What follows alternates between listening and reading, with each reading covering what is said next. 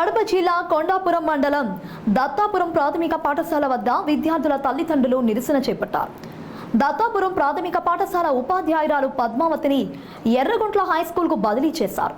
దీంతో విద్యార్థులు తల్లిదండ్రులు పాఠశాల ముందు ఆందోళన చేపట్టారు.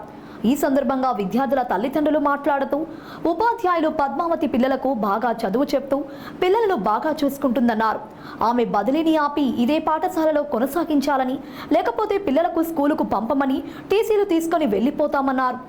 అనంతరం దత్తాపురం ప్రాథమిక పాఠశాల విద్యార్థుల తల్లిదండ్రులు ఎంఈఓ ఒబులేసు, ఎంఈఓ రామయ్యకు వినతి పత్రం అందజేశారు. దత్తాపురం బీసీలో 4 పోస్టులలో ఒక పోస్టు సర్ప్లస్, ఆ పోస్టులో 2 ఆల్రెడీ డిజేబుల్డ్ కనుక ఈమె దాంట్లోకి వచ్చింది కనుక ఈమెను ఎలిజిబిలిటీ మెథడాలజీ ఉంటే బాయ్స్ హై స్కూల్ ఎర్రగుంట్లకు ఆప్ట్ చేసుకొని తీసుకోవడం జరిగింది డివైఓ గారి ఆధ్వర్యంలో.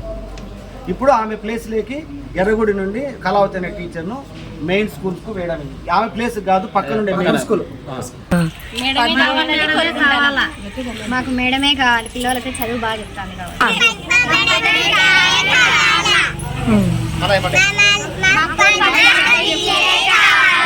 పద్మావతి టీచరే కావాలి, లేకుంటే వేరే స్కూల్కి వెళ్తాం.